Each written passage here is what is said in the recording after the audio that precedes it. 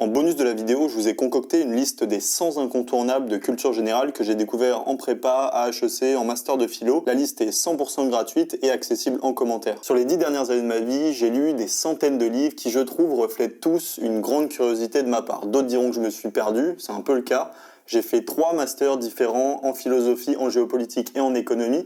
Et j'ai décidé tout simplement de vous faire une synthèse des 18 meilleurs livres avec un petit twist. À savoir qu'on va les diviser en 2 catégories. D'un côté, les incontournables, ceux qui, je trouve, fondent une bonne bibliothèque, la bibliothèque de quelqu'un de cultivé à mon sens. Et la deuxième catégorie, le petit twist assez sympa qu'on va faire, où on va trouver, où je vais vous présenter en tout cas, ce que j'appelle les pépites, ces espèces d'inconnus du grand public, même du petit public en fait, peu le connaissent, mais qui m'ont pour le coup renversé d'un point de vue de ma culture générale ou simplement de ma vision du monde. Ils viennent tous de différentes catégories, de l'art, de la philosophie, de la géopolitique, des romans, vous allez voir ça va dans tous les sens, à l'image de mon parcours académique. Et tout simplement je vous propose qu'on prenne le temps dans cette vidéo, je vous ai écouté, je vais essayer de faire moins de cuts, et de vous raconter des anecdotes sur chacun de ces livres parce qu'ils m'ont accompagné dans des moments les plus importants de ma vie en tout cas. Je vais vous raconter pas mal d'anecdotes assez marrantes sur chacun d'eux et tout simplement je vous propose, si vous avez, si le cœur vous en dit, en commentaire, de me raconter si pour certains de ces livres ou pour d'autres en tout cas moi ça me ferait plaisir que vous me racontiez vos anecdotes à vous. Pour commencer, je me devais de partir sur celui-ci parce que celui-ci me touche particulièrement à cœur puisque c'est lui qui est un petit peu le symbole de ce que j'ai réussi à faire dans mon parcours académique. C'est l'histoire de l'art d'Ernest Hans Gombrich. Je vous en ai déjà parlé, je crois, mais pour le coup, moi, ce livre a vraiment changé ma vie. Pourquoi ? Tout simplement parce que c'est la première fois que j'ai lu une histoire d'eux. J'aime bien classifier certains livres sous des espèces de noms. Et les livres qui commencent par Histoire d'eux, que ce soit Histoire de France, Histoire de l'art, comme c'est là, ou d'autres bouquins qui racontent l'histoire de quelque chose, une dimension englobante, presque exhaustive, un petit peu historiciste.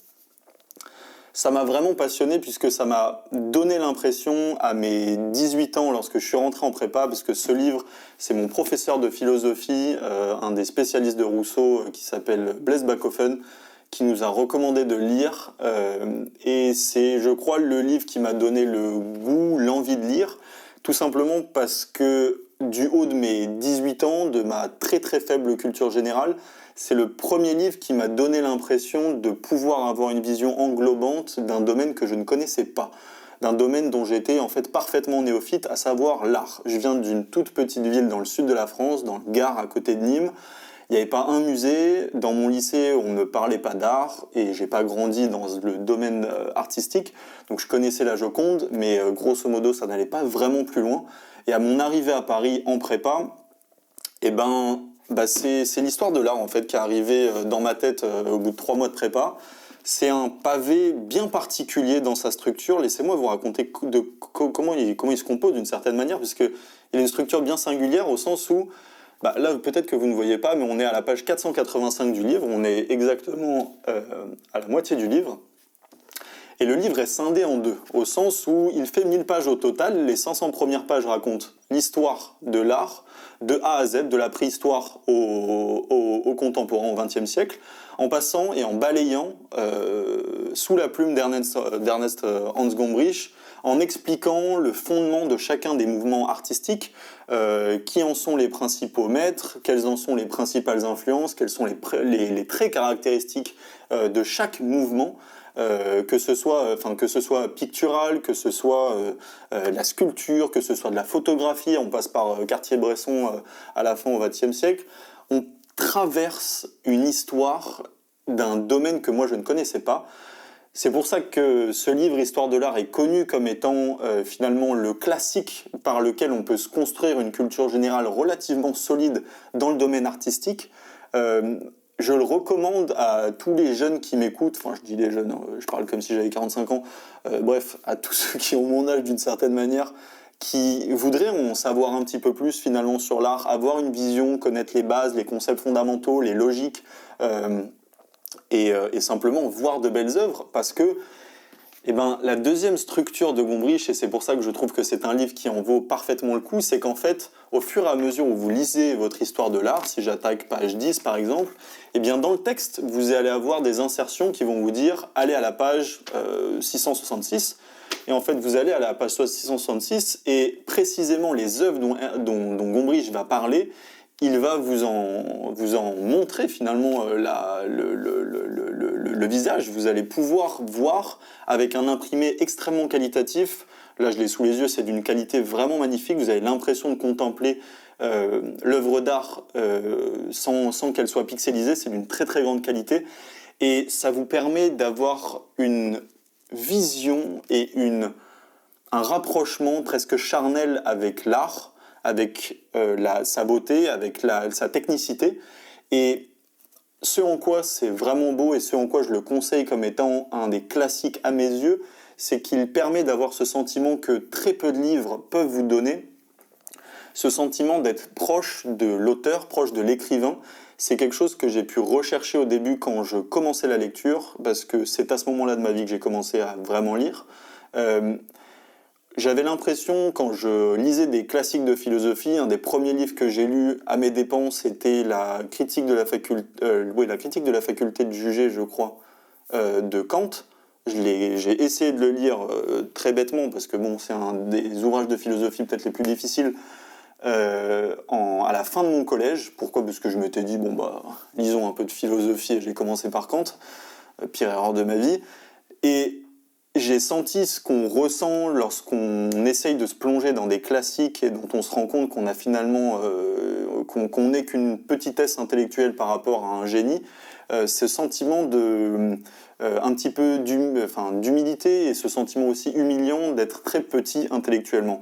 À l'inverse, l'histoire de l'art va vous faire sentir comme proche, comme ami, de par la qualité de la vulgarisation de Gombrich, va vous faire sentir comme si vous discutiez avec un ami qui est particulièrement cultivé, mais qui a, de par son extrême intelligence, la capacité de vous faire sentir vous-même intelligent dans un domaine où vous ne l'êtes pas forcément. Intelligent, entendez, érudit, cultivé. Et ça, c'est d'une beauté, d'une rareté. C'est vraiment une main tendue à un débutant de la culture générale, et c'est ce qui, moi, m'a aidé à traverser toute ma prépa. C'est un livre que j'ai relu pendant la prépa 3 fois. Autant vous dire qu'en prépa, lire un livre, c'est du temps perdu, paradoxalement. Enfin, on passe notre journée à lire, mais disons que lire pour le plaisir, c'est un peu du temps pris sur du travail. Mais c'est un livre qui me l'a rendu. Pourquoi ? Parce que, en fait, à tous mes oraux, et même à l'oral final d'HEC, en culture générale, c'est précisément ce livre qui m'a fait intégrer HEC. J'étais pas du tout parmi les meilleurs élèves en prépa, loin de là. Mais c'est ce livre qui a renversé pour moi toute la donne, c'est ce livre qui m'a donné la confiance en moi, et c'est ce livre qui m'a permis d'intégrer l'école dans laquelle je viens d'être diplômé. Parce que à l'oral d'HEC, mon sujet c'était l'authentique. Et quand on parle de l'authentique et qu'on a des notions d'art et qu'on a bien poncé le Gombrich, autant vous dire qu'on a pas mal de trucs à dire sur ce que c'est que l'authenticité d'une œuvre artistique, qu'est-ce que c'est que l'authentique, etc. Et c'est pour moi un des piliers de ma culture générale, et c'est ce qui m'a donné le goût à l'art. En disant cette phrase, juste avant, se donner le goût à l'art, c'est d'une telle richesse qu'on se dit, voilà quoi, pour 20 €, achetez-vous ce bijou. Je me porte garant, hein, je serais même capable de vous le rembourser si ça vous plaît pas. Franchement, foncez, juste foncez. En deuxième aussi, comme un symbole un petit peu de ce que je fais à travers cette chaîne, et si ce que je vous raconte ça vous plaît, c'est que ce livre vous plaira par nature. Alors malheureusement, je ne l'ai pas trouvé chez moi parce que je commence à avoir pas mal de bouquins dans ma bibliothèque et j'ai passé une demi-heure pour essayer d'en chercher quelques-uns, mais je crois que j'en ai donné pas mal aussi à des amis et à mes connaissances. Ce livre, c'est How to Read a Book by Mortimer Adler, donc Comment lire un livre en français. C'est un livre dont d'ailleurs j'ai parlé avec un de vous en commentaire, un agrégé de philosophie. D'ailleurs merci pour ton commentaire, ça m'a fait vraiment plaisir d'avoir un passionné de la philosophie sur la chaîne. Ce livre, on est tombé d'accord pour dire que c'est un classique, mais malheureusement c'est un classique connu chez les anglo-saxons, et c'est pour ça que je le range dans la catégorie des pépites en France. Tout simplement parce que déjà le projet du livre est quand même assez phénoménal. Il se propose de vous apprendre à lire un livre, alors que précisément vous devez savoir lire pour lire ce livre-là, mais c'est précisément ce qu'il entend dans ce sous-entendu de qu'est-ce qu'on appelle comment lire un livre, au sens où il y a une certaine sédimentation, une vision de l'iceberg un petit peu de ce qu'est la lecture. En France, et même chez la plupart des lecteurs que je rencontre, on entend lecture sur le fait de la capacité de simplement lire des mots, et on se dit, ok, si on lit des mots, on sait lire un livre. Et ce que pose comme question Adler, et ce que en fait nous apprend Adler, c'est toute l'espèce de complexité qu'il y a dans ce qu'on appelle la lecture, et que j'aime bien synthétiser sous l'idée de tous les lecteurs savent lire, mais très peu savent bien lire. Et c'est pour ça que ce livre est à mon sens un classique qui doit figurer dans votre bibliothèque. C'est assez difficile de se le procurer, mais en vrai il n'est pas très connu, donc vous pouvez vous le racheter, c'est relativement simple. Il est fondamental. Pourquoi ? Parce qu'il synthétise finalement le but de cette chaîne, qui est de vous apprendre à regarder la lecture comme étant plus que ce qu'elle n'est probablement actuellement dans votre esprit, au sens où il est important de comprendre, selon Adler, qu'un livre, c'est une structure qui peut s'aborder d'une infinité de manières différentes. Et cette manière de comprendre la lecture comme étant composée de techniques, de méthodes, d'astuces, qui elles-mêmes sont conditionnées par votre état d'esprit, votre niveau de fatigue, les intérêts, les besoins que vous avez à lire telle ou telle œuvre, en fonction de l'œuvre elle-même. Est-ce que vous allez lire un gros livre, un petit livre, un livre complexe, un livre relativement simple, etc. Adler fait rentrer dans cette espèce de matrice de perception de la lecture des concepts qui vont vous permettre finalement de naviguer dans des livres relativement différemment. Là, on parle d'un livre d'art. Tout à l'heure, on parlera d'un classique de philosophie de Badiou. On peut parler d'un ouvrage d'histoire, etc. Adler va vous donner des concepts, les méthodes, les techniques, qu'il va synthétiser ce qu'on appelle les 4 stratégies d'Adler, dont je parle beaucoup dans ma newsletter. D'ailleurs, je vous invite à rejoindre ma newsletter parce que tout simplement, je vous propose tous les 15 jours des techniques, des astuces, des méthodes, ou alors des points sur des grands lecteurs qui ont des manières de voir la lecture bien particulières, et je vous propose finalement de le vulgariser, de vous apprendre à les mettre en place directement chez vous dans la semaine sur vos lectures, etc. C'est fait pour lire plus rapidement, pour lire mieux, pour mieux retenir. Je vous invite à nous rejoindre, on est bientôt plus de 400, donc voilà, la communauté s'agrandit, c'est vraiment un plaisir d'échanger avec vous tous les jours. Et ce livre d'Adler va plus en avant vous faire devenir ce que j'appelle un lecteur actif. Et cette dimension de la dichotomie entre un lecteur passif et un lecteur actif, c'est fondamental parce que on ne se rend pas compte qu'on est un lecteur passif tant qu'on n'a pas essayé de comprendre ce qu'est un lecteur actif. Et ce qu'Adler vous transmet à travers son livre, il est relativement court, c'est à peu près 200-300 pages, c'est vous faire comprendre que la lecture étant un processus particulièrement complexe d'un point de vue cognitif, il va mettre des concepts, vous poser des questions et vous faire voir que finalement, vous avez déjà lu un livre que vous avez lu très rapidement, duquel vous n'avez pas forcément retenu grand-chose, et à l'inverse, il va vous parler d'un livre qui peut-être vous avez lu, je sais pas moi, sur une autoroute en partant en vacances, mais bizarrement, les 30 pages que vous avez lues de ce livre vous ont marqué l'esprit, vous ont marqué le souvenir, et il va simplement, par une qualité d'introspection, vous faire vous rendre compte, d'une certaine manière, que si l'un a beaucoup plus marqué vos souvenirs, c'est d'abord parce que vous avez su choisir un beau livre, mais aussi que vous avez eu la bonne manière de le lire à cet instant-là, que parfois, si vous vous souvenez d'un chapitre, que vous vous souvenez d'une date particulièrement complètement aléatoire dans un livre, c'est pas juste l'aléatoire, c'est juste que cette date, au moment, vous avez lu un contexte, vous avez lu ce chapitre avec une certaine attention, vous avez pris telle ou telle note, vous avez regardé ensuite sur Wikipédia telle ou telle page.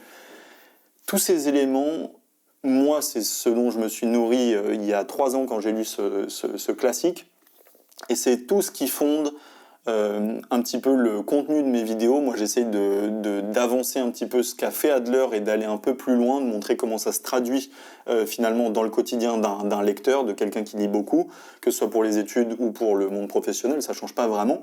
Et c'est pour ça que je vous recommande chaudement d'aller voir ce livre-là, si vous pouvez vous le procurer, ou en tout cas d'aller voir des vidéos, de voir Adler qui parle de la lecture. Je rappelle qu'Adler, c'est de mémoire, parce que j'avais visionné des conférences de lui. C'est un spécialiste d'Aristote, je crois, américain, mais j'avoue que j'aimerais pas trop m'avancer sur ça. Et sa vision sur Aristote est aussi très intéressante. Bref, c'est quelqu'un de très cultivé, qui a lu beaucoup.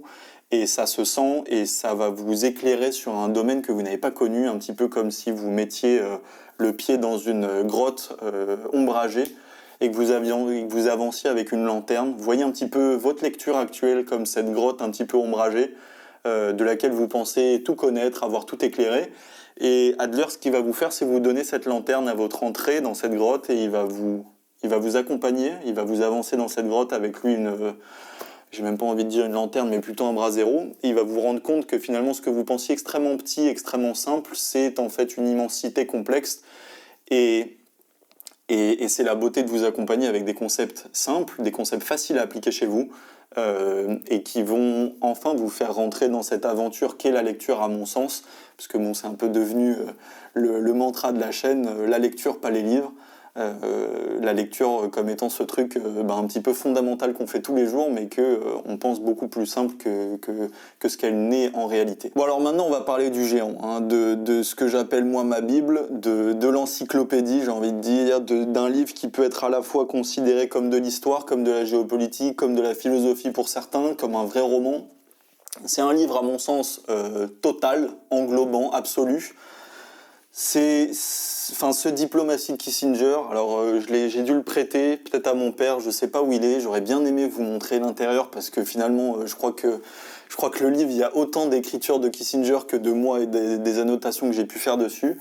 C'est monstrueux comme livre, faut vraiment le savoir. J'ai dû le lire peut-être 3-4 fois, et je pense que c'est un des plus grands exploits de ma vie, parce que c'est un livre pas forcément très très long, mais il l'est. C'est un livre grand déjà. Il doit faire à peu près cette taille. Je vous spoil pas sur celui-ci parce que c'est un peu le pépère qu'on va voir juste après. C'est un livre qui fait cette taille, c'est-à-dire la taille de ma tête. Et c'est un gros bouquin qui fait 700 pages, écrit petit, avec énormément d'anecdotes et surtout une vision de la géopolitique et du monde et de l'histoire génial. Qu'on aime ou qu'on n'aime pas Henry Kissinger, il faut avouer la grandeur de l'esprit de certains hommes. Diplomatie d'Henry Kissinger, comment vous le pitchez ? Grosso modo, c'est une histoire à partir, disons, de la chute de Napoléon, je crois, si je dis pas de bêtises. Ça doit être à peu près ça. On doit être au congrès de Vienne en 1815 à peu près. Je crois, j'ai pas envie de dire de bêtises, mais je crois que c'est à peu près ça. Et ce que s'est proposé Kissinger, c'est prendre l'évolution dans toute la planète, de tous les événements géopolitiques marquants, et d'en décrypter chaque événement, et à l'échelle de chaque pays, avec des anecdotes, mais d'un détail incroyable, de qualité historique, c'est-à-dire cette capacité qu'a Kissinger de vous raconter la narration d'une histoire mondiale en plongeant sur de l'anecdotique de ce qui s'est passé au moment où l'archiduc d'Autriche-Hongrie a été abattu par Gavrilo Princip, qui est un nationaliste serbe de 18 ans, qui en fait va passer dans une rue avec une voiture, qui va lancer un cocktail Molotov. Enfin, c'est impensable de voir l'histoire et de voir comment des événements aussi fondamentaux, aussi structurants que la Première Guerre mondiale et ensuite la Seconde Guerre mondiale ont pu se passer sur des choses non pas aléatoires, mais sur des mouvements de fond qui se sont cristallisés eux-mêmes sur des événements d'une incongruité impensable. Bref, c'est un kiff de voir ça parce que c'est rapprocher l'histoire à l'esprit de quelqu'un qui a simplement envie de découvrir et qui veut découvrir non pas par l'histoire qui peut être très lente, avec le roman national des grands historiens, aller voir voilà, l'histoire de France de Bainville, etc. Bon, là c'est des grands événements, etc. Mais Kissinger, il y a quelque chose à la fois de l'analyse historique, du portrait des leaders. On a des portraits de Metternich, de Napoléon, de Bismarck. Je ne sais pas s'il fait des retours, ça se trouve, sur Mazarin, sur Talleyrand. On passe par Hitler, on passe par Ribbentrop, on passe par De Gaulle, par Roosevelt. Enfin, on passe partout finalement. Et encore une fois, je vous avais parlé avec l'histoire de l'art de Gombrich, de cette vision englobante. Là, ce que propose Kissinger, c'est précisément ça. Et il y insuffle sa théorie de ce qu'on appelle en géopolitique la real politique. La réelle politique, c'est finalement la politique étrangère très réaliste, très dure finalement, des conflits un petit peu nécessaires qui doivent advenir par le cours de l'histoire. Et personnellement, bah, voilà, c'est ce qui va vous permettre aussi de comprendre, en tout cas à mon sens, avec d'autres lectures évidemment, puisque vous pouvez aller lire l'échiquier de, pardon, je perds mes mots, de Zbigniew Brzezinski, mais Kissinger, la diplomatie de Kissinger, c'est ce qui vous permet de comprendre les États-Unis aujourd'hui. Grosso modo, même s'il y a eu beaucoup de changements, c'est le fondement de la politique étrangère des États-Unis, donc le fondement des États-Unis de manière générale. C'est ça que ça vous permet, et c'est un livre où, quand vous allez le lire, vous allez devoir par nature, quand vous allez terminer le livre, c'est un petit peu comme quand vous revenez d'un voyage de 3 semaines, je sais pas moi, au Bhoutan, et que vous revenez en France, et que vous passez l'aéroport, et que vous vous dites « Oh là là là là là là, j'ai vu quelque chose de...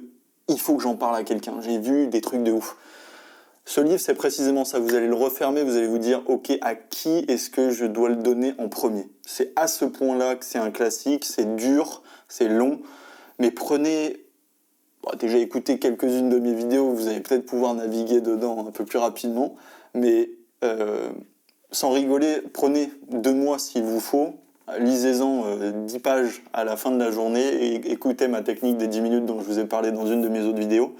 Et vous allez comprendre la profondeur et la beauté de l'histoire narrée par, tout simplement par celui qui était un des plus grands diplomates de tous les temps, à mon sens, qui a fait des saletés évidemment, mais je parle en tant qu'esprit, pas vraiment en tant comme pratique, évidemment. Bon, maintenant, on va attaquer deux petits, en réalité, 2 pépites à mon sens, peut-être un que vous connaîtrez, l'autre à mon avis que vous ne connaissez pas. Le premier est un tout petit livre, vraiment, je pense qu'il fait à peu près 110 pages, je l'ai donné à un ami, je l'ai prêté, vous savez comment ça s'est traduit. C'est l'introduction à la pensée complexe d'Edgar Morin.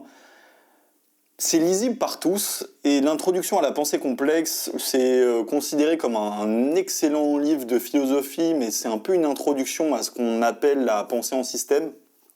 Alors ça semble un petit peu abscon comme ça semble un peu complexe, et ça l'est évidemment, parce que c'est la pensée complexe, mais c'est une introduction à, je vous parlais tout à l'heure des histoires d'eux, comme on l'a vu avec l'histoire de l'art.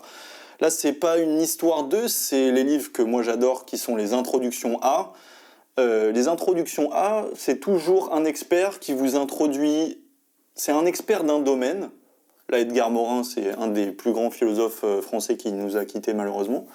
Mais Edgar Morin va en fait, avec ce livre, soulever un petit caillou qui va vous faire découvrir un univers.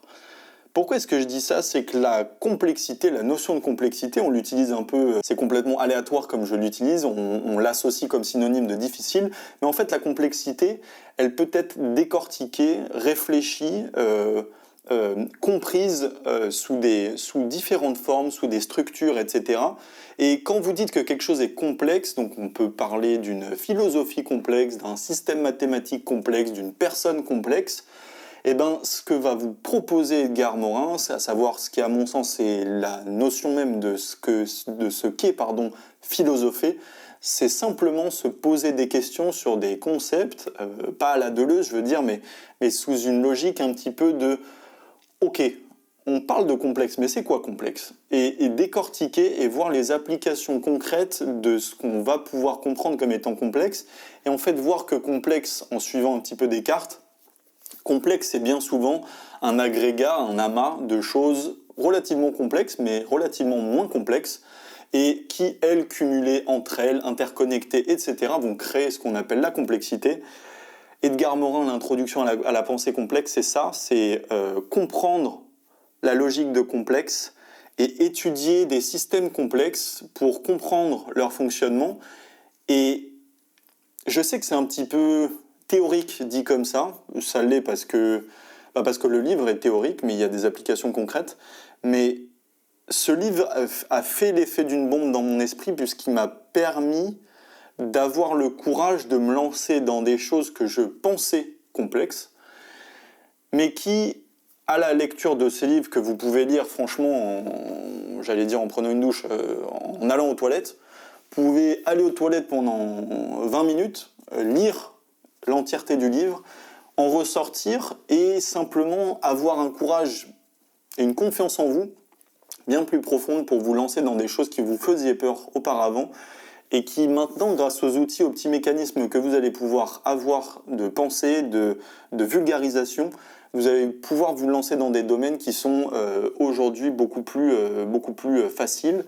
Je pourrais vous montrer un exemple.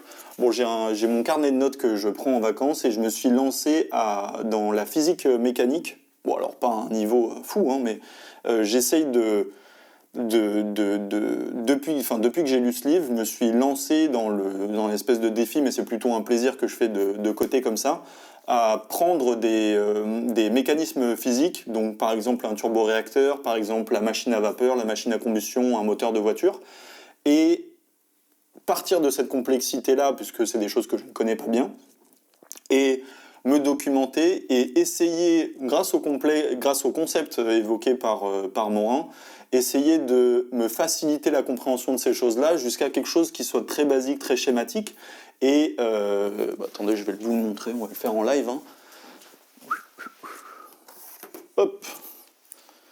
Et à partir de quelque chose de très schématique, ce qu'on va faire, c'est qu'on va essayer de se faire des schémas qui sont relativement simples. Là, par exemple, alors vous n'allez pas voir, là, par exemple, il y a un schéma sur la portance. Je voulais comprendre un peu plus le phénomène de portance. Là, j'ai commencé un truc sur les turboréacteurs.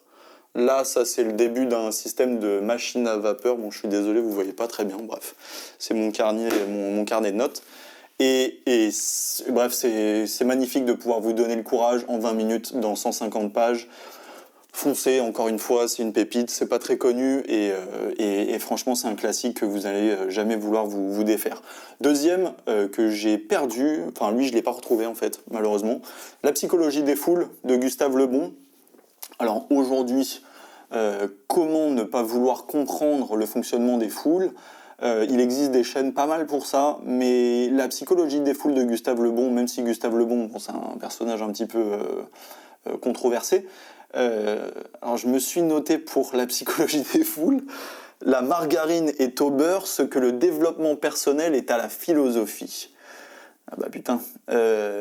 Oui, je pense que c'est un petit peu ça. C'est que la psychologie des foules, d'une certaine manière, c'est cette sensation de lire un livre et et que ce livre, par la lecture que vous allez en faire, quand vous allez le refermer ou même quand vous allez le lire, l'impression que l'auteur vous donne des lunettes qui soient adaptées à vos yeux. Alors pour ceux qui ne sont pas bigleux, vous n'allez pas trop comprendre ma métaphore. Moi personnellement je suis bigleux, j'ai ma paire de lunettes. Pendant longtemps j'ai un petit peu perdu la vue et ce que fait Gustave Le Bon, c'est simplement vous permettre de décrypter le fonctionnement des foules, la psychologie des foules, avec comment se constitue une foule, comment est-ce que les grands rhéteurs, les Hitler, etc., les Protagoras, enfin bref, qui vous voulez, sont capables de mobiliser leurs émotions, comment est-ce qu'une foule fonctionne en tant que multiplicité d'entités individuelles, parce que c'est un petit peu une logique assez singulière, hein. Il y a un individu et deux, et bizarrement la somme des deux individus sont plus que les deux eux-mêmes. Ils ont des fonctionnements bien particuliers. C'est beaucoup de concepts et c'est surtout une clarté de la pensée et de la structure. Je suis un peu triste de ne pas pouvoir vous montrer le sommaire parce que vous me connaissez. Je suis un fétichiste des sommaires, j'adore ça. Je trouve que c'est ce qui permet finalement d'avoir la structure d'un livre et d'en saisir vraiment la pensée et la structure. Et c'est vraiment ça qui est éclairant. C'est quand j'ai lu La psychologie des foules, c'était pendant le Covid, pendant le confinement. Quelle beauté de lire ça pendant le confinement. Pourquoi ? Parce que ça donne les clés de compréhension de ce qu'on voit aujourd'hui quand on parle de foule, évidemment, métaphoriquement. Moi, ce à quoi j'ai pensé très rapidement, c'est la foule des réseaux sociaux, par exemple. La foule un petit peu numérique qui peuvent, un peu 2.0 qui adviennent aujourd'hui. Et la psychologie des foules de Lebon, c'est vraiment ça.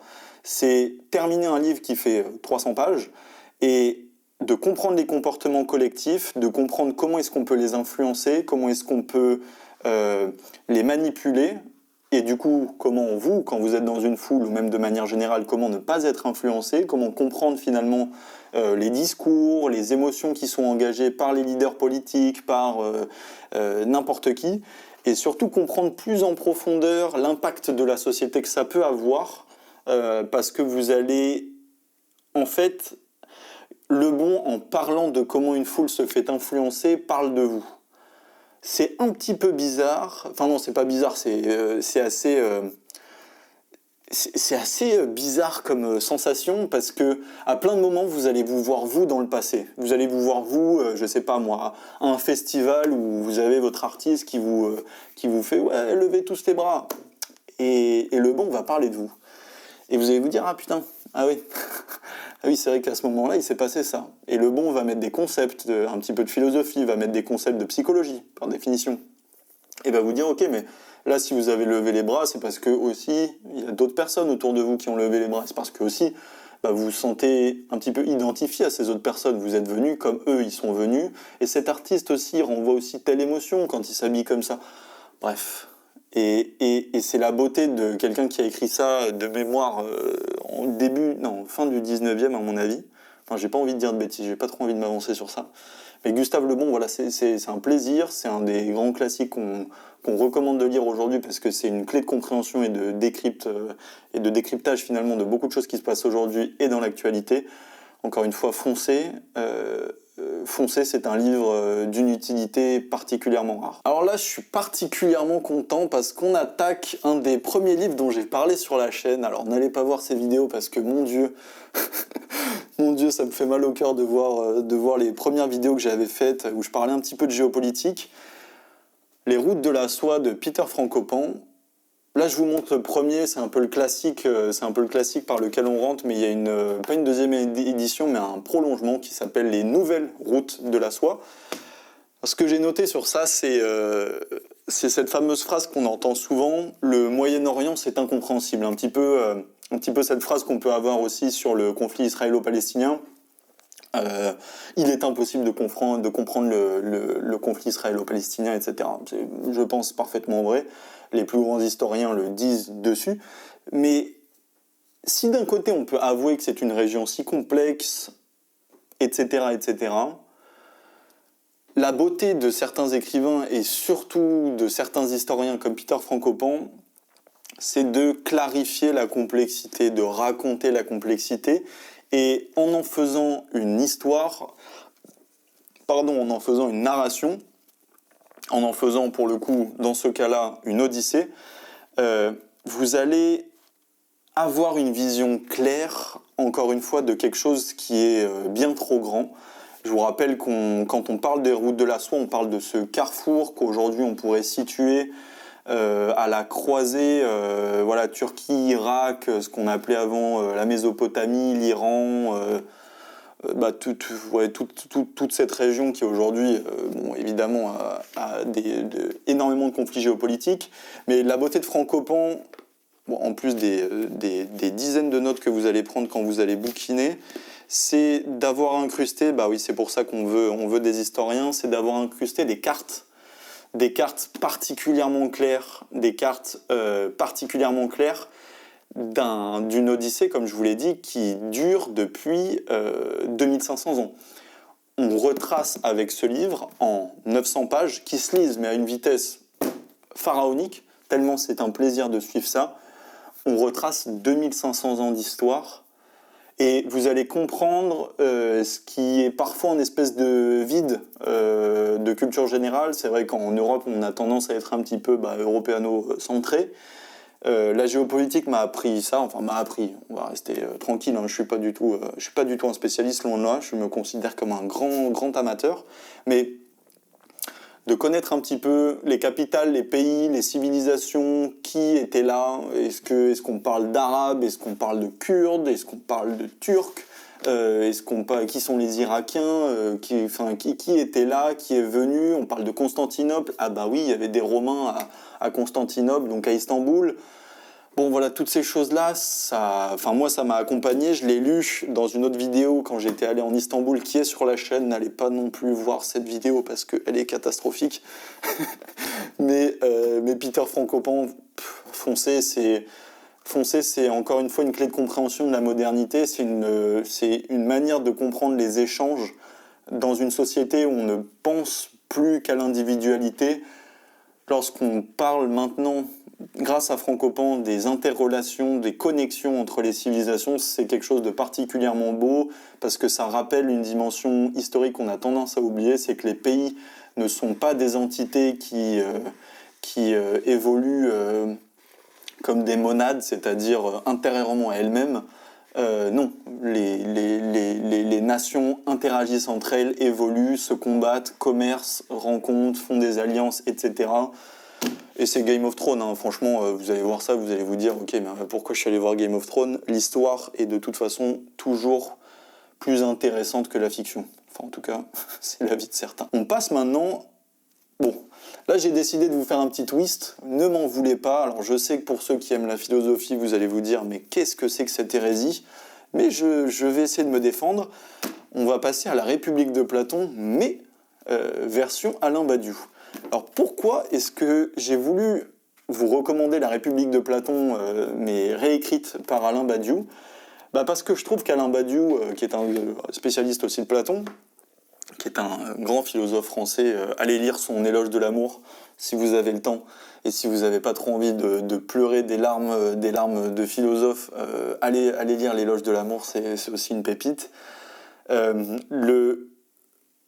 République de Platon, bon, on en parle un petit peu comme l'éthique à Nicomaque d'Aristote, comme l'éthique de Spinoza, même si l'éthique de Spinoza, c'est un livre d'une complexité vraiment très complexe. La République de Platon, on en parle beaucoup comme étant une introduction un petit peu classique à la philosophie. Alors peut-être que parmi certains d'entre vous, vous n'aimez pas la philosophie, vous n'avez pas envie de vous y lancer, ou vous préférez le développement personnel, ce que je comprends parfaitement. Mais la République de Platon, je vous avoue que s'il y a une introduction à la philosophie, moi ce que je recommanderais, c'est un des livres par lesquels c'est un bon point d'entrée. Faites pas comme moi, n'allez pas voir Kant, parce que ça vous allez juste vous en dégoûter. Mais la République de Platon, c'est juste la vision de Platon, donc peut-être le plus grand philosophe de tous les temps, et sur tous les sujets écrits il y a 2500 ans quand même, mais sur tous les sujets d'actualité finalement, ce que c'est la politique, ce que c'est la valeur, ce que c'est la morale, ce que c'est l'économie, ce que c'est que de vivre en communauté, enfin bref, il y a tout. Mais la difficulté c'est que, on a un peu peur de se lancer dans du Platon parce que c'est Platon, bizarrement. Et ce que propose Alain Badiou, et c'est pour ça que je trouve et la beauté d'Alain Badiou, c'est à la fois la vulgarisation, mais c'est aussi la remise au goût du jour avec de l'humour. Pourquoi ? Parce que ce que va faire Badiou, c'est de réécrire la République de Platon, mais avec des discours, avec des dialogues. Platon aimait philosopher en dialogue, c'est pour ça qu'on parle des dialogues platoniciens. Et ce que va faire Badiou, finalement, c'est de réécrire ces dialogues, mais à la sauce actuelle, aujourd'hui, dans les années 2010, en gardant toute la compréhension que vous allez pouvoir avoir de la philosophie de Platon, précisément. Et donc, cette logique, finalement, de comprendre Platon sans vraiment lire Platon, mais tout en lisant d'une certaine manière, c'est d'une beauté rare puisque ça permet de faire advenir certaines personnes qui étaient un petit peu craintives de la philosophie, justement, enfin je voulais dire pas justement, pardon, mais assez logiquement parce que l'éducation nationale leur a fait peur, parce que simplement ça fait peur de se dire je vais lire du Platon. Mais c'est de le faire accessible à vraiment n'importe qui, même à des jeunes de 15 ans. Voilà, vous pouvez lire de la philosophie, comprendre Platon grâce à Badiou. Vous pourrez comprendre l'allégorie de la caverne, le rôle des philosophes, ce qu'est un philosophe roi, qu'est-ce que c'est que la cité-État, l'état idéal, etc. Le dialogue socratique, et juste rentrer dans la philosophie par la porte d'entrée royale, tout en... Enfin, aussi simplement que si vous aviez vu merde, comment ça s'appelle C'est pas sorcier de Fred et Jamy. C'est un petit peu ça. C'est un petit peu... ah bah je comprends un truc de mécanique quantique, mais c'est parce que c'est Jamy qui me l'a expliqué, et en fait bah, on s'en fout. C'est juste, Jamy il est très bon, il est vulgarisateur, vous comprenez la chose après l'avoir vu, et c'est très bien comme ça. Et surtout, bah, vous pensez ne pas lire de la philosophie, alors que vous lisez un des plus grands philosophes français actuels, Alain Badiou. En plus, voilà, son sourire, sa manière d'écrire, la beauté de sa pensée, de sa simplicité, de son humilité, c'est quand même quelque chose qui mérite d'être rencontré. Et je vous inciterai jamais assez d'aller bouquiner du Badiou. Donc allez bouquiner La République de Platon, s'il vous plaît. Bon, maintenant on passe à un duel. Alors oui, je sais, que de surprises dans cette vidéo. On passe à un duel ou un espèce de duo. Je vous avais parlé de une pratique que j'adorais faire, qui était ce que j'appelle la lecture parallèle. La lecture finalement pas simultanée, je ne vais pas prendre deux bouquins en même temps et les bouquiner, mais les allers-retours entre deux livres qui communiquent entre eux. Ça, c'est un truc que je n'ai pas théorisé, je n'irai pas jusqu'à là, mais c'est un truc que j'ai beaucoup pratiqué et que j'ai décidé de vous partager sur la chaîne dans une des vidéos précédentes. Je vous parlais finalement de ce truc où certains lecteurs se retrouveront très certainement, où vous vous retrouvez à vous lancer dans les routes de la soie, et peut-être à la moitié, vous trouvez un bon bouquin que vous avez vu dans votre bibliothèque et dans lequel vous commencez à lire. Et bien ce que je me suis dit, c'est, et si je faisais ça, c'est-à-dire trouver la beauté et le plaisir de la complémentarité, de pouvoir varier les plaisirs finalement de deux livres quand un seul me déplaît un petit peu ou que je le trouve un peu long, et ben qu'est-ce que ça serait si ces deux livres communiquaient entre eux? C'est-à-dire, plutôt qu'être deux différents qui vont me faire voir deux paysages différents et me faire un petit peu respirer, que faire si, finalement, ils parlaient d'un même sujet, mais ils parlaient d'un sujet de manière très différente, et qu'en fait, ils communiquaient entre eux. Est-ce que ça amènerait un supplément de savoir et de compréhension, d'interconnexion, c'est-à-dire ce que je vais lire dans l'un va me faire un petit peu plus comprendre quand je vais lire un peu plus de l'autre? Et ça, c'est quelque chose que je pratique depuis plusieurs années. Et là, évidemment, on parle de deux livres complémentaires, de livres qui sont un petit peu des duels en géopolitique, en histoire et même en philosophie. C'est d'un côté, je vais essayer de vous faire un petit coup de montage, Le choc des civilisations, et d'un autre, La fin de l'histoire de Francis Fukuyama. Bon, là, on parle vraiment du clash des titans en histoire, deux visions du monde qui s'opposent, une qui considère que les civilisations actuelles sont vouées au conflit, sont vouées au combat de par leurs racines, de par leurs valeurs, de par leur histoire culturelle, et un autre qui explique que finalement la démocratie va régner dans le monde, les valeurs démocratiques, libérales vont régner dans le monde. C'est deux philosophes, historiens, géopoliticiens, vous pouvez les appeler comme vous voulez, mais Samuel Huntington et Francis Fukuyama, ce sont des monstres de la pensée du XXe siècle, et encore une fois, c'est une odyssée à mon sens, qui vous fera lire de l'histoire, de la géopolitique, de la philosophie, et surtout comprendre l'actualité telle qu'elle est aujourd'hui. Avoir des clés de compréhension sur le monde, c'est important, je le rappelle, mais on m'a souvent critiqué sur le fait de me dire « Ok, mais parfois tu vas mettre des concepts là où il n'y en a pas forcément ». Je trouve qu'il y a toujours une richesse à avoir des clés de compréhension, et les concepts, c'est ça, quoi. C'est des clés, c'est des petits trucs que vous allez pouvoir utiliser, mobiliser à n'importe quel moment, parce que du fait qu'ils aient été créés par des personnes aussi cultivées, qui ont passé tellement de temps à comprendre des mécanismes très longs, très profonds, vont vous donner finalement des clés de compréhension qui se passent tout au long de votre vie. Dès que vous allez allumer votre télé, vous allez entendre un débat, que vous allez aller travailler, que vous allez discuter avec des amis, c'est des concepts qui méritent d'être insufflés dans des discussions pour les faire naviguer et les faire aller sur de nouveaux paysages. Le choc des civilisations et la fin de l'histoire, lisez-les en parallèle si vous le pouvez, si vous avez envie de lire 2 bouquins de géants finalement de philosophie. À mon sens, c'est 2 classiques et qui doivent figurer dans une culture, enfin, dans une bibliothèque pour vraiment amplifier et densifier votre compréhension de l'histoire et de ce qui se passe actuellement. Repartons sur de la philosophie, parce que je pense que ce livre-là, par contre, c'est celui qui est peut-être le plus décisif pour comprendre la potentialité de la philosophie, la taille de la philosophie et l'application de la philosophie, tout en étant, de par l'édition que je vais vous partager juste ici, je pense la meilleure manière de lire ce philosophe dont on parle tout le temps, dont tous les philosophes parlent et s'inspirent, mais que peu de personnes qui s'intéressent à la philosophie ont le temps de lire, c'est les essais de Montaigne. C'est les essais de Montaigne. C'est la simplicité, la beauté de la pensée de Montaigne. Pourquoi ? Parce que c'est la philosophie qu'on appelle pratique. La philosophie pratique, ce qui est de beau avec ça, c'est que précisément, elle est pragmatique, elle s'applique facilement du réel, elle est proche du réel. On ne parle pas de métaphysique, de grands concepts qui peuvent paraître un petit peu trop théoriques et parfois un peu trop de la pensée en l'air, quoi. Ce qu'on fait avec Montaigne, c'est qu'on philosophie sur ce qu'il y a de plus proche de nous. Et finalement, c'est ça la beauté de Montaigne, c'est de voir que la philosophie est présente et peut être présente et développée partout dans votre quotidien.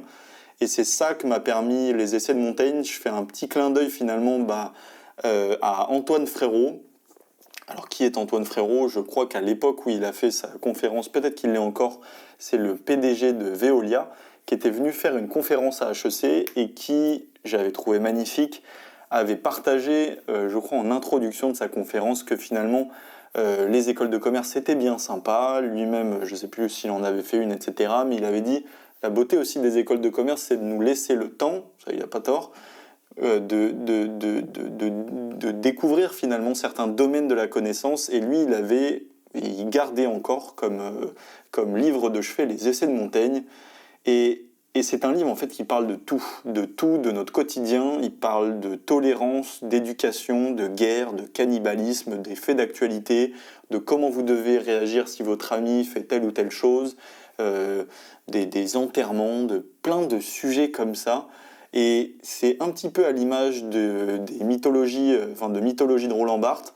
C'est la capacité qu'ont les grands philosophes à montrer que finalement même des événements ou des choses de notre quotidien qui sont finalement très peu, signifiantes à première vue, sont en fait particulièrement denses de philosophie et méritent qu'on y pense, et en y réfléchissant, elles nous font réfléchir à des problématiques et des concepts beaucoup plus profonds. C'est à mon sens la philosophie par excellence. Michel de Montaigne est le philosophe par excellence, en ce qu'il a une diversité et un humanisme profond. De toute façon, c'est un classique qui vous permettra ensuite de lire davantage de philosophie, va vous donner un appétit de la philosophie. Et c'est en cela que je trouve que c'est un livre à lire, c'est un livre fondamental pour tout lecteur qui souhaite avoir une culture générale un petit peu avancée, en ce sens que c'est un livre qui vous donnera les clés, qui vous permettra de lire une multitude d'autres livres. J'aimerais bien un petit peu l'appeler comme genre un livre qui vous permettra d'en lire 1000. C'est un petit peu ça, les essais de Montaigne. Et c'est pour ça qu'avec cette collection, je pense que c'est ça que vous devriez lire. J'ai envie de passer maintenant par une pépite, alors que peu connaissent, que très très peu connaissent, mais qui, je l'ai appelé un livre unique. C'est Technique du coup d'État de Curzio Malaparte. Alors, Technique du coup d'État, là on part dans un tout autre domaine. Je vous propose simplement de rentrer dans un livre, dans un auteur qui a décidé de se mettre dans la tête de toutes les personnes qui ont fait un coup d'État, des grands putschistes. Et c'est génial comme projet de livre. Pourquoi ? Parce que déjà, je l'ai lu d'une traite. Je me souviens l'avoir commencé sur la plage. J'avais des amis qui voulaient aller se baigner et tout ça, et je crois que je l'ai lu, je sais pas, j'ai dû rester 2h30 sur la plage à griller comme une merguez. Mais j'ai été happé par le projet du mec, quoi. Parce qu'en fait, il est rentré dans la tête de Trotsky, de Mussolini, du Tché, je crois. Je l'ai plus trop en tête, ça doit faire 4 ans que je l'ai lu il y a 4 ans quand même, donc je m'en souviens pas parfaitement. Mais ça, c'est ce qui m'a créé, je crois, c'est ce qui m'a fait découvrir ce que ça pouvait vouloir dire d'être addict à une lecture, de ne pas pouvoir quitter un livre. C'est ça, c'est être au plus près d'eux. Curzio Malaparte dans Technique du coup d'État, déjà je trouve le titre du livre génial. C'est que on vous donne un manuel pour faire une révolution. Ce qui est vraiment génial. Et Malaparte, en fait, ce qu'il s'est dit, c'est ok, je vais narrer, je vais raconter l'histoire, ce qui s'est passé à ces moments d'histoire où des grands hommes, ou des hommes politiques douteux, particulièrement douteux, comment ils ont organisé la journée où ils ont pris le pouvoir.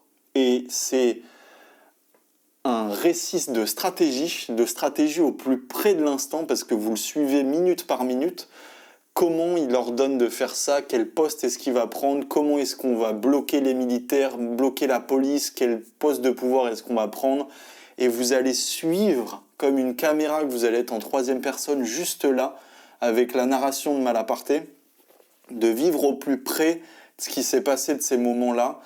C'est la psychologie du pouvoir, c'est des stratégies militaires, c'est des leçons politiques, c'est des études de cas pour comprendre comment ça s'est passé, comment ça a réussi, comment ça a échoué parfois. Et c'est un ovni, finalement, dans une bibliothèque, et vous allez aimer le reprendre pour le relire et se dire « Waouh, il y a vraiment un mec qui a écrit ça », et qui a écrit ça d'une plume où vous avez l'impression de voir un film. Et de voir ces moments d'histoire au plus près, de les vivre, ça permet de les comprendre bien plus en profondeur que simplement dire « Ok, il y a eu un coup d'État le 17 mai 1942 ». Non, vous allez avoir instant après instant la présence dans un coup d'État, quoi, la présence de ce que c'est qu'être là à ce moment-là. C'est d'une beauté rare, c'est des enseignements qui marquent votre esprit, de comprendre comment fonctionne la politique, comment ont fonctionné ces hommes, comment se sont organisées ces choses-là. Lancez-vous sur ça, c'est un peu vous pousser dans un saut de 10 mètres, parce que c'est un ovni, il n'y a pas grand-chose à dire, mais foncez voir Technique du coup d'État, allez le choper en librairie, lisez un coup d'État, donc un chapitre, et vous allez avoir une aventure qui est vraiment singulière et vraiment magnifique. Maintenant, c'est un livre un peu particulier. J'enchaîne sur Du monde clos à l'univers infini d'Alexandre Coiré. Là, on part vraiment sur quelque chose de différent. Je crois que c'est le premier mot que j'ai pris sur ma prise de notes, singularité. Alors singularité sans faire le jeu de mots avec la singularité du trou noir, même si en vrai c'est pas mal trouvé, je trouve. Du monde clos et l'univers infini, c'est certainement un des livres qui m'a procuré le plus grand plaisir en tant que lecteur. J'insiste sur plaisir. Pourquoi ? Parce que ce que j'ai aimé dans ce que se proposait de faire Alexandre Coiré, c'est la rencontre de deux domaines que je trouve magnifiques, à savoir la philosophie et la physique, et montrer que deux domaines qu'on a souvent montrés comme un petit peu différents, séparés, divergents, sont en fait profondément interconnectés dans leurs évolutions. C'est un livre qui se propose de montrer l'évolution de la physique et de la philosophie, et de montrer que leurs évolutions sont consubstantielles d'une certaine manière, qu'elles parlent entre elles, que l'une n'aurait pas pu avancer sans l'autre, et inversement. Et vous allez comprendre, déjà il y a des schémas, etc. Vous allez comprendre donc Galilée, les grands noms de la physique, de Newton, etc. Et des profonds bouleversements que les découvertes physiques ont impliqué à la philosophie et que la philosophie a impliqué à la physique. Déjà, moi, ça, dit comme ça, je trouve que c'est C'est très intéressant parce que ça ouvre des paysages mentaux, ça ouvre des champs de connaissances dans votre esprit, surtout quand vous lisez jeune, ça vous donne envie, si vous avez un esprit un petit peu trop comme moi, penché vers la philosophie, de mettre un peu de physique, de mettre un petit peu de connaissances de base pragmatique, du savoir scientifique dans votre vin. Croyez-moi, ça fait vraiment pas de mal, ça fait même beaucoup de bien, et ça permet même de le nourrir, de densifier un petit peu et d'interconnecter les connaissances, c'est fondamental. C'est aussi un très beau livre, j'insiste sur ça, on n'en parle pas assez, mais des beaux livres, ça fait... Enfin, la beauté de la connaissance ne doit pas mépriser la beauté parfois de l'objet. Le livre, alors là je ne vais pas vous prendre la caméra pour vous faire un détour par ma bibliothèque, un jour peut-être que ça se fera, mais un beau livre, c'est quand même quelque chose, hein. C'est quand même plaisant d'ouvrir un livre et qu'il soit beau, bien structuré, etc. Du monde clos à l'univers infini, c'est un livre avec de la géométrie, avec des schémas qui sont particulièrement beaux, particulièrement limpides, simples à comprendre et que je trouve se rapproche beaucoup de l'œuvre d'art à mes yeux. C'est de la philo fun, et des fois ça fait du bien aussi un peu de philo fun, de faire de la philo sans s'en rendre compte, de faire de la physique sans s'en rendre compte, d'apprendre sans avoir à être dans une dimension d'érudition très forte. C'est vraiment cette beauté que propose Alexandre Coiré. Foncez encore une fois. Je m'attaque maintenant à un triplé, les Trois Mousquetaires, je les ai appelés, parce que ça me fait un peu marrer de les appeler comme ça, mais pour le coup, quand je les ai lus, j'en ai un là, mais bon, j'ai pas pu trouver les deux autres, déjà parce que j'ai pas la force des bras pour porter ce genre de colosse. Talleyrand, Mazarin et Richelieu, Talleyrand de Jean Henrieux. Déjà, vous voyez le visage, vous sentez un petit peu le personnage. Les Trois Mousquetaires, alors j'ai mis que ça me faisait penser à House of Cards, à Vice, sauf que c'est sur du papier. En fait, vous allez avoir les Trois Mousquetaires de la diplomatie française, des grandes heures de la diplomatie française. Mazarin c'est sous l'Ancien Régime, Mazarin et Richelieu c'est sous l'Ancien Régime, Talleyrand c'est sous Napoléon, Talleyrand étant l'espèce de ministre des Affaires étrangères de Napoléon, donc c'est vous dire un petit peu le personnage. Des génies, des visionnaires dans leur vision du monde, dans leur capacité de stratège, de pouvoir, etc. Ce sont trois biographies. La biographie, c'est ce qui, moi, m'a permis d'entrer dans l'histoire, d'entrer dans le domaine historique en lecture plutôt. Richelieu, pour l'anecdote, c'est quand même le créateur de l'Académie française. Vous allez être au plus près de ce qu'est la diplomatie, de la stratégie, de ce qu'est le pouvoir, les jeux de pouvoir, au plus proche de ça, au plus haut de l'État. C'est des lectures que j'ai faites en parallèle. Je vous ai parlé tout à l'heure de lecture en parallèle, de lire deux livres en même temps. Talleyrand, je l'ai lu en même temps que Le Prince de Machiavel. Je pense que ça ne pouvait pas mieux tomber. Parce que c'est important de pouvoir lire de la philosophie, de pouvoir lire des ouvrages et d'en même temps pouvoir aller sur un autre récit et se rendre compte que ce dont vous parle Machiavel, en fait, ça s'applique directement à ce que vous êtes en train de lire. Et cette capacité de trouver des ancrages pratiques à des notions théoriques, c'est ce qui va vous permettre de les mémoriser. D'ailleurs, c'est ce dont je parle dans la bibliothèque mentale, la formation que j'ai faite pour vous apprendre à retenir plus. Et plus longtemps sans prendre de notes, c'est notamment une des choses que je vais vous recommander de faire, vous apprendre à faire, c'est de faire cette lecture parallèle et de trouver finalement des ancrages très pragmatiques à des idées, et c'est ce qui va vous permettre, en les ancrant dans le réel, de vous en souvenir, tout simplement parce qu'elles trouveront une utilité. C'est quelque chose qu'on a tendance à oublier. Voilà, des maîtres de la diplomatie, une compréhension par trois personnages symboliques, iconiques de l'histoire de France, des manœuvres politiques, des traits de caractère, des leçons de pouvoir et simplement des leçons d'histoire qui vous sont données en intraveineuse. Ça se lit très rapidement. Sachez qu'une biographie, c'est lire un film, hein. Enfin, c'est vraiment lire un film, hein. Donc c'est ça, n'ayez pas peur de vous lancer dans une longue biographie. Vous lisez l'histoire d'un homme narré par un historien qui a le sens de l'anecdote, qui a le sens de la connaissance, qui a le sens du savoir. Foncez et donnez ça et partagez ça autour de vous, parce que parce que c'est un kiff, quoi, et c'est un kiff, et ça reste dans vos têtes parce que vous avez l'impression de connaître cette personne par la suite, et avoir Talleyrand, Richelieu et Mazarin dans vos amis, c'est quand même un cercle d'amis assez bien particulier. J'ai envie de terminer cette vidéo très rapidement sur trois ouvrages qui ont aussi décuplé ma soif et mon appétit de connaissances. Le premier, c'est une histoire de la philosophie de Jean-François Prado. Vous l'avez peut-être déjà vu dans une de mes précédentes vidéos.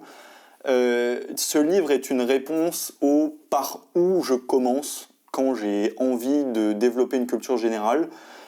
Comme je vous l'ai dit tout à l'heure, une histoire de la philosophie, une histoire d'eux, c'est toujours un bon moyen d'avoir une vue d'ensemble. Jean-François Prado, c'est un professeur de la Sorbonne, si je ne me trompe pas, je crois que je l'ai eu en prof d'ailleurs.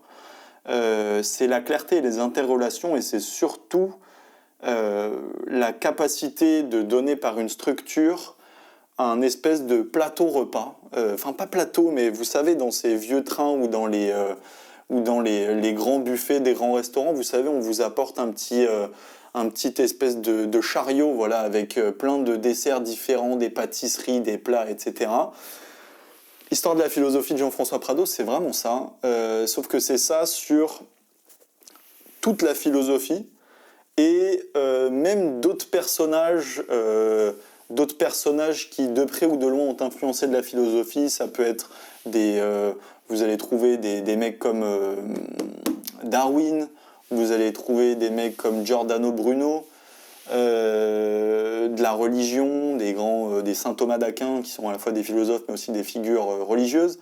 Et vous allez pouvoir goûter et choisir. C'est pour ça que j'avais trouvé la métaphore du chariot de nourriture assez sympa. C'est que vous allez pouvoir naviguer dans un ouvrage qui est fait en mode chapitre par chapitre, une vingtaine de pages par personne, qui va montrer en quoi chacun, déjà, va vous vulgariser leurs pensées. En 20 pages, vous allez avoir quand même une vision d'ensemble sur peut-être 30 à 35 des plus grands esprits de la planète, enfin de tous les grands esprits de la planète à peu près, et vous allez surtout avoir une histoire qui les interconnecte, c'est-à-dire comprendre que saint Thomas d'Aquin, quand il a écrit ça, ça impliquait ça, et que du coup à cette époque on a ça comme contexte religieux, donc on ne pouvait pas trop dire ça, mais hop, trois chapitres plus tard on arrive sur Spinoza. Et Spinoza, du coup, il renverse la vision de la religion, notamment juive, à une époque où il ne faut surtout pas faire ça. C'est pour ça qu'il a été excommunié de la société juive par un hérem, je ne sais pas comment on dit en hébreu, je le prononce certainement mal, mais voilà, vous allez comprendre les interconnexions de l'histoire. L'histoire, à mon sens, c'est l'interconnexion, c'est l'art de l'interconnexion. Et là, c'est cool parce que l'histoire de la philosophie de Jean-François Prado, vous allez pouvoir la lire peut-être que vous n'allez jamais la lire, mais juste que vous allez l'ouvrir de temps en temps et vous dire tiens, là j'ai envie de me faire 30 pages sur Platon, et comprendre Platon en 30 pages, bon déjà c'est beau. Et après vous allez pouvoir vous dire tiens, mais je vais faire un saut dans le sang, je vais faire un saut dans le temps, je vais atterrir 10 siècles plus tard, et je vais essayer de lire Giordano Bruno. Et voilà, c'est tout simplement magnifique. On passe maintenant à l'avant-dernier. Et là on parle d'un colosse, un colosse qui n'a pas de pieds d'argile, qui a des pieds de béton. On parle du De Gaulle de Jean Lacouture, mesdames et messieurs. L'histoire, la biographie monstrueuse de Gaulle, du général. Vous allez voir l'histoire de France, la plus haute histoire de France, un des passages les plus colossaux aux yeux d'un géant, au plus près d'un géant. C'est une biographie qui va vous prendre du temps, qui va vous prendre de l'énergie, mais qui va vous faire vivre en fait l'histoire au plus près, mais comme si vous y étiez physiquement, quoi. Parce que là, on est de l'ordre du détail, de comprendre qui est De Gaulle de A à Z. Jean Lacouture, bon, c'est un ponte quand on parle d'histoire et surtout de De Gaulle. C'est la compréhension de la Ve République. Je pense qu'aujourd'hui, c'est urgent de comprendre les mécanismes, la logique. Pourquoi est-ce qu'on critique, notamment chez Emmanuel Macron, la figure d'un président et d'un exécutif particulièrement fort? Il faut quand même se rappeler que la Ve République a été construite aux petits oignons pour la figure du général de Gaulle. Vous allez avoir de la narration, des anecdotes et tellement d'événements en si peu de temps. Encore une fois, raconté à l'aune d'un personnage que vous avez l'impression de connaître, de voir grandir sous vos yeux. Oh, voilà, quand je souris comme ça, c'est que je me souviens des nombreux moments où j'avais l'impression d'accompagner De Gaulle dans tous ses méandres, dans tous ses instants de génie, de celui qui a fondé une France. Limite, j'ai envie de m'arrêter sur ces espèces d'inspiration que j'ai ou de soupirs. C'est de l'histoire qui va vous marquer, quoi. C'est de l'histoire qui va vous marquer par la beauté, par la beauté de la narration.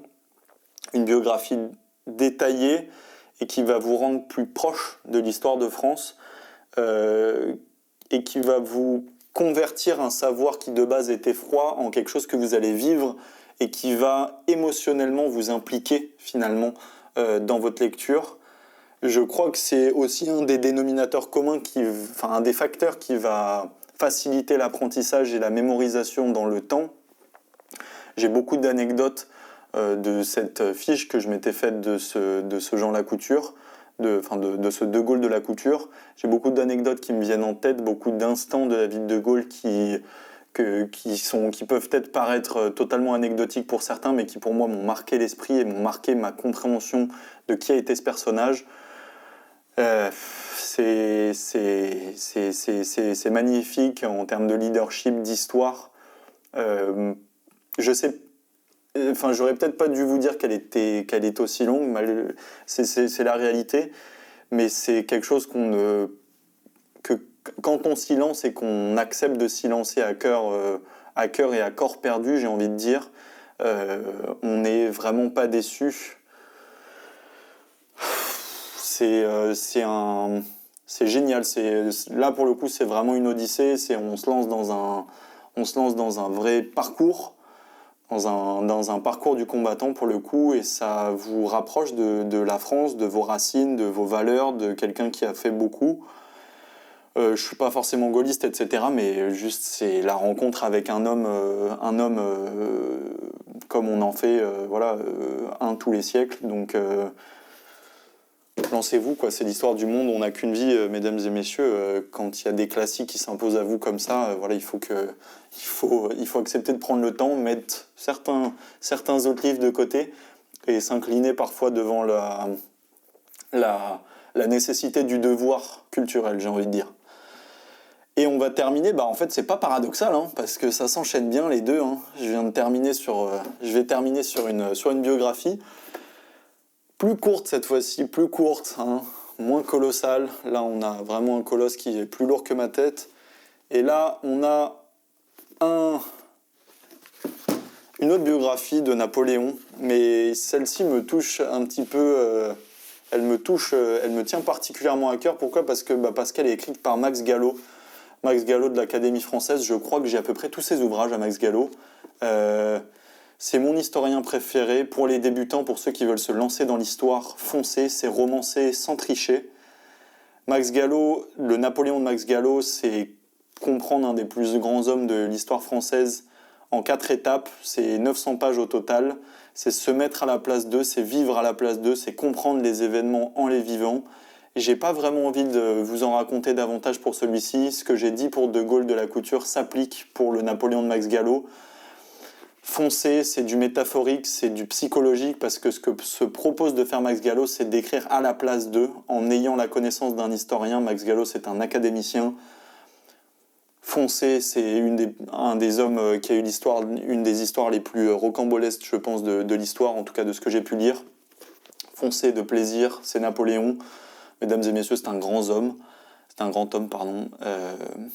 Commence à se faire long sur cette vidéo. Je sais que j'ai beaucoup parlé. Je vous ai parlé d'ouvrages qui m'ont vraiment marqué. J'espère que ça vous a plu. Et je vous renvoie encore une fois à la fiche pour aller lire les 100 autres ouvrages qui, à mon sens, sont des incontournables. Je vous dis à très vite. Merci encore.